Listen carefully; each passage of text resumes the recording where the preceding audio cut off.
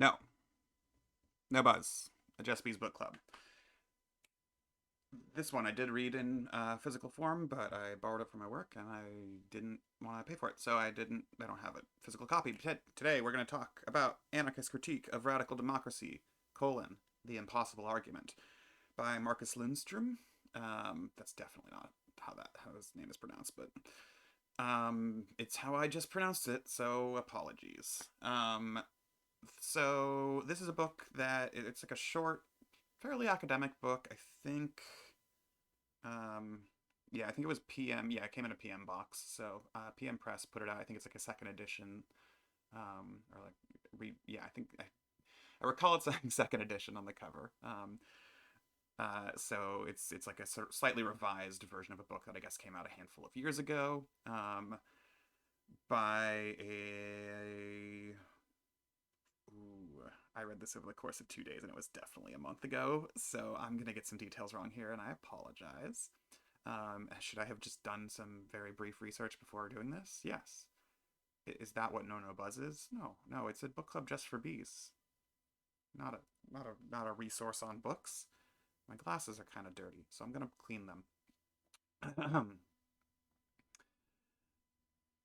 That made it worse, frankly. So I picked this up in large part because I guess at the beginning of 2020, when it was sort of becoming clear that the lockdowns were going to become a thing or a possible thing, I remember I had just started my job at the bookstore and I was like, I had the like little Christmas bonus of fake cash, and I was like, okay, I've got these like two books. I'm just gonna like start to stockpile a couple things just in case we end up, locking down for 3 weeks, like we were being told at the time, to let the global pandemic pass in 3 weeks. Um, and I remember asking my fellow trans workers at the bookstore who no longer work there, like for just a recommendation, just like what's a thing to sort of stock up on that I might have time to read. And I got Judith Butler's the Politics of Nonviolence, I think it was what it was called. I didn't actually end up reading that one, unfortunately. And then my other friend recommended From Democracy to Freedom to me by Crime Think, a book that I did read, and I think ended up on my like at number 10 on my top 10 list of that year. That just self-published blog thing. And as I recall, I basically said like there were other books I liked more this year, but this one has weirdly stuck with me as an interesting argument, despite the fact that I personally find Crime Think's style deeply annoying most of the time.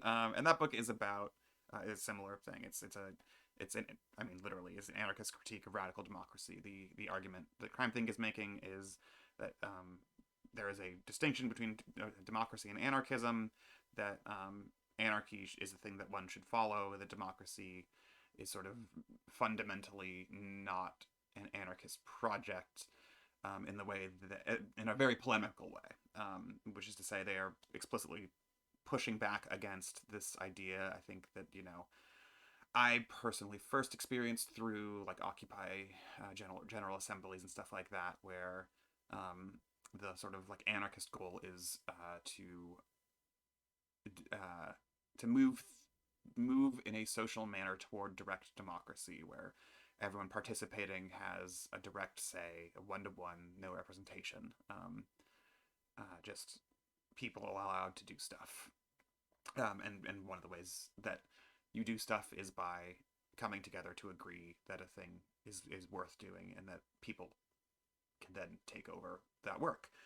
Um, I found some of the arguments in the Crime Think book very interesting. I found some of them kind of insipid, especially the ones that ended up like being hyper focused on the etymology of democracy versus the etymology of freedom versus the etymology of anarchy. Like it's a rhetorical move. It's fine, but whatever.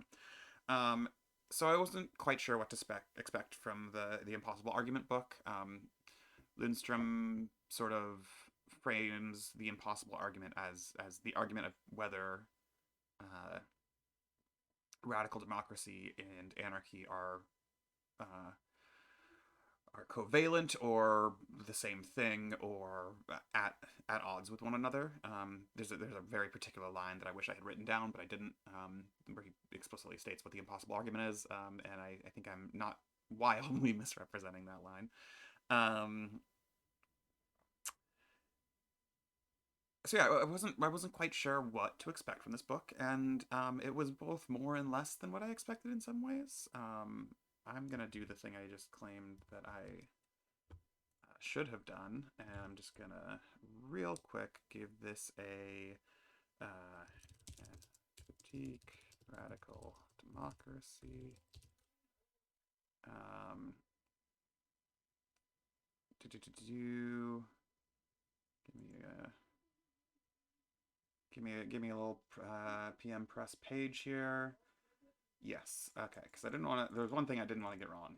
The so Lindström sort of talks about his introduction to sort of political activism happening in like 2009, which I guess basically the same as me, which is interesting. And then specifically, like the two big parts of this book, at least in my brain in retrospect, are sort of the beginning and ending, which are sort of focused on talking about the difference between sort of an anarchist and a radical democratic approach to the riots that happened in Sweden in 2013 after some cops killed a man in his own home. There's discussions of the mutual aid networks that were growing, the riots and intentional provocations of the police and street fights even, and the ways those things broke down over time as like as I think in my recollection, he basically argues that like it was a mixture of repression and getting exhausted, having to do the work of continuously fighting the police, and having to be deeply wary of the consequences, because of course you have to be deeply wary of the consequences when your whole animus for these fights is they killed somebody. Um, and so that sort of informs the first and final third of the book, and the middle third is basically just a big literature review, which is not what I was expecting at all. And when I first saw that he was going to do it, I was like, am I just going to put this down and not actually read this, because it's been so long since I did a literature review or read one. And I'm kind of glad I did. I don't think I took away from it what I needed, or what it would hope to give me, which is like a long overview of this argument specifically. I now have some names in my mind, um, and frankly, I think this is probably better as a resource document, as a thing to dive into citations on and stuff like that, than anything to like sort of casually read. Um, which isn't to say it's like poorly written or anything, or there's anything deeply objectionable in it to my brain. It just kind of like it ended up kind of coming and going because I knew I wasn't going to be specifically following up any of these leads on it, and I didn't buy it. But knowing it's out there, I think is a great resource, because yeah, as any good literature review does, it has that moment in it where he's just been talking about the last century of the argument that he's sort of outlining, and then he's like, oh yeah, and then in the 70s there was like or in the 70s, and then in the 90s there were like all these arguments that like no one had ever decoupled anarchy from democracy before by like these scholars, and it's just like, ooh yeah, you kind of got their ass there, didn't you? Which is fun, in a nerdy sort of way, I guess. um and yeah, I feel like this is it is extremely open about its sort of self criticism of you know the politics of engaging with the canon, and finding sort of counter canons, and the weirdness of there being an anarchist canon in the first place, stuff like that. I thought that was, I think that's basically what I have to say about an anarchist critique of radical democracy, the impossible argument, a book that I read that I think would be useful to people, but in a certain in a much more specific context. The stuff about the Swedish riots also was really interesting. I'd definitely not heard that before. So, hey, thanks for not watching.